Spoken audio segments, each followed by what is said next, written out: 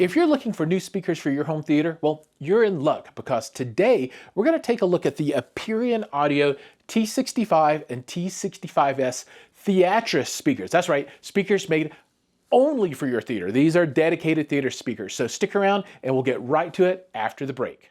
Before we get started, if you're into tech, hi-fi, or movies, be sure to push the subscribe button for new weekly videos.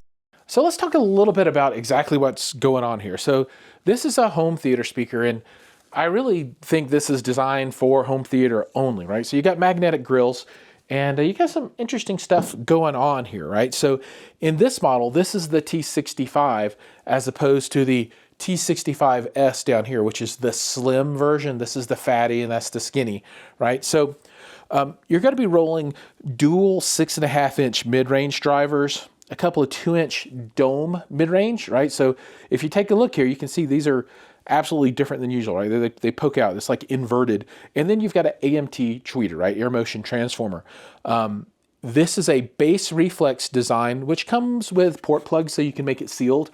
And I'll talk a little bit more about my choice for how I would set these up a little bit later. But this is your speaker complement. This is three-way, so this is your highs, mids, and this is your low end. And since they're designed for home theater, they don't really play super low. You know, they're rated to 40 hertz, but that's fine, right? Because in a home theater scenario, you don't need them to play lower. Now, I'll throw up all the specs on the screen so you can see them and look at all that stuff. But remember, these are designed for home theater, so you're going to have subwoofer support. And literally here, I have a couple of 12s in this speaker, which is not related to this speaker at all, but is acting as a speaker stand. But you're always going to have subwoofer support for these in a home theater, so they don't have to play super low. You just need to get them lower than your crossover, and that's going to be around 80. You know, in home theater world, that's the general prevailing wisdom. Now, one thing that's special about these is that there's some magical stuff that goes on in the back, and let's take a look at that. So come on in. Now on the back here, you see we got some fancy schmancy plugs. You got these jumpers that allow you to choose a couple of different options. Now, well, obviously you've got first the 5-way binding posts, and these are, I think the technical term is chonky. I mean, these things are big. But the two things that I want to point out here is you have a selection that allows you to choose between in-wall and on-wall settings, and then free field or acoustic screen, right? So this setting would be whether you put it behind a screen, and that could be a perf or a woven screen, or if you have it sitting out like I do here. Now, what this does is when you put this into screen mode, this is kind of it doesn't make any changes. What comes in is what comes out. However, when you put it up into free field mode, this is going to attenuate the high end a little bit so that it's not quite as bright. You need the brightness to get through the screen, although when we get to the sound section, I'll get a little more into my thoughts around the sound of the speaker and the use of this. Now, this up here, this is a way to compensate for boundary gain when you put this in wall. So when you put this in wall, it's going to give you a bounce on the bass side, so you're going to get a hump. When you connect this into baffle wall setting, this is going to reduce that bass a little bit to try and help get rid of that boominess. So if you don't have this in wall, if you have it on wall or free field, meaning that you have it on a stand somewhere, definitely use that setting. So these are the options. Now, for me, in a stand mount scenario, I'm going to go free field for both of those settings. Also in the back, you're going to see you have 3 sets of mounting points here, and this is to use the included mounting hardware to mount this in any of the different orientations you might want to put this speaker in. So you'll be able to do this in one of 3 different ways, and I'll show you that on the front. So as far as standing these up, you're going to want to either have the mids on the left or right, or you can also take and put this into what I call center channel mode. Center channel mode is going to be like so. You could also, I guess, flip it upside down, although the mounting points are designed for this kind of scenario. But if you're going to put it on a stand and you want the tweeter higher, you can do that. So these are very flexible in how you want to stand them up. Also, this logo in the middle, you can pull it out and spin it and put it into whatever orientation works best for your speaker. So this is the correct orientation if you have the speakers this way. This is the T65S. Aperion sent over a couple of the T65s and one of the Slims. This is very similar to the other speaker, same speaker complement, 3-way, same 2-inch mid-range driver, 6.5 inch, and the AMTs. The difference is this is not a bass reflex design. This is sealed only, and it's much thinner. Obviously, it won't play as low as the T65s. However, in my opinion, it doesn't need to, right? Because you're going to cross these things over. These are home theater speakers. And while you can use these as studio monitors if you want to, I would still recommend using them with a subwoofer for sure. But this is definitely an easier speaker to mount on the wall. It's shallower, it doesn't stick out as far, and it's also a little bit lighter than the bigger brothers. Now, if you do want to use the bigger ones for full range for whatever reason, absolutely you can do that as well. The T65s aren't the big speakers in the series. There's actually 2 models larger than this, so these are kind of the little guys. But I think these are pretty well suited for most home theater applications, and I really want to talk a little bit about use case, right? So this speaker is a good all-around speaker that you can use in any position in your home theater, right? So absolutely great for LCR. You can also use these as surrounds, rear surrounds, and you can even ceiling mount these if you have the right mount for them. Now these are getting pretty heavy, and you would on-wall mount them. Maybe it would be even better to do them in-wall, but these are not angled like a Atmos speaker would be. So to get them on axis, hanging from the ceiling, you'd have to have some kind of mount that comes down so that you can adjust them. And if they ever did fall, man, somebody might die because these are heavy, and you would never want that to happen. But you can use these for any application in your home theater that you want to. Now, a little bit more about the design. This this design is, I don't know, I call it the square design, and I've seen this from a number of other speaker manufacturers out there. I think it was probably first popularized by Miller and Kreisel way back in the day, but you also see Klipsch with speakers like this. So this is a very kind of tried and true form factor for speakers. You also see a lot of studio monitors in this form factor as well. So as far as use cases go, studio monitors, and then in the home theater, you can use these pretty much in any position that you want to, although I think up on the ceiling is going to be a challenging scenario for these guys. Now let's get down to the brass tacks, and that's going to be the sound, right?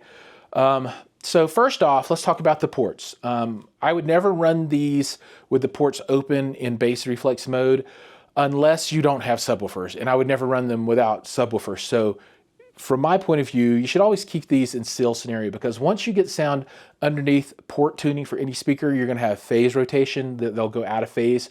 So that can cause issues if you have other speakers potentially in different locations that are going to overlap in frequency. You don't want to do it. You just say no. The only time like I said, would unplug these is if you're going to do maybe studio monitors and you don't have a subwoofer and you want to use these as full range as possible. So let's talk a little bit about the sound. Now, these, I would say, are very, very forward speakers on the high end. So they are super duper extra bright. These are made to go behind a perf screen, right? And I think they're even bright enough that you would put these in not behind the screen mode, but still behind the screen to attenuate that down a little bit. Now, realistically, in the world today, the switches don't matter so much if you're using some type of full range DSP. So if you're running a Trinov, or if you got something with Dirac and you buy the license to do full spectrum, that will tame the beast to a certain extent. But without some method of attenuating the high end, I find them a little too bright for my particular taste. But one thing that does bring to the table is a lot of clarity and crystalness up at the high end, right? Now, I'm not going to get into audiophile kind of terms for the speakers, but they do play very well throughout the full range, down to the 40-ish or so that they're rated at. And the high end is very clear. Dialogue is great. No problems there, but you got to think about that high end treble because it can be a little too forward. So make sure that you have a strategy in place to deal with that. Now, if you're going to put this behind a screen, like I said before, that will automatically help a bit with it, but they are very forward on the high end, very good on the vocals, and then bass, you want to make sure that you're supporting them with subwoofers. Really good sound, very dynamic, will play louder than you ever wanted to listen to them. Plenty of headroom off of these speakers, no problem there.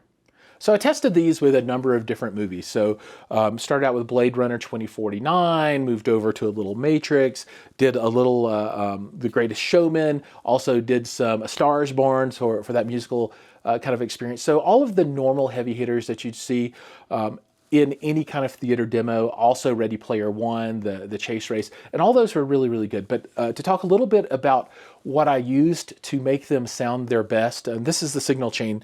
So from a processor point of view, I was using the Trinnov Altitude 16, and I ran that through a full calibration with the speakers, and that knocked out all of the kind of bright high end that was bugging me a little bit when I listened to them raw. Amplification was with the Trinnov Amplitude 16, and then the source on this was a Kaleidoscape, right? So all of my movies were coming out of that guy. So this is the audio chain for the speakers, and of course this is rather high-end equipment, high-dollar equipment for the audio chain and the source material.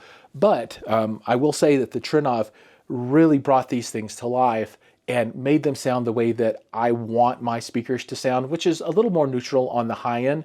And with this processing in place, absolutely stunning set of speakers. So a little bit of comparison for you, right? So these compared to the Klipsch, I like these a little bit more than the Klipsch. I'm not a huge fan of the Tractrix horns in the Klipsch speakers. I prefer the AMT tweeter here. I actually like the AMT tweeter quite a bit, especially when you get it toned down just a little bit. So I like those a little bit better. Compared to the Miller Kreisel, you know, it's kind of a toss-up. I think it's going to come down to the sound signature that you prefer. So it's a nice solid set in comparison with its peers out there. Now, from a price perspective, if I remember correctly, these are, I think, $1,200 a unit, and I'll flash up on the screen exactly what they are. And then for the slim model down there, I think they are $1,100 per unit. So from a cost perspective, they're quite reasonable, right? So you can spend a lot more money and get not as good a speaker as these. So I think they are, you know, kind of pound per pound, dollar for dollar, a really good way to go. And I do like them better than a number of the competitors that are out there. All right, that's going to bring us to the end of the video. Overall, a solid, cost-effective option for a dedicated theater speaker. The form factor is very flexible. The sound is very good, very dynamic, albeit a little high, a little bright on the high end, on the top end for the treble. Very good installation options, and I think just a generally good aesthetic all over.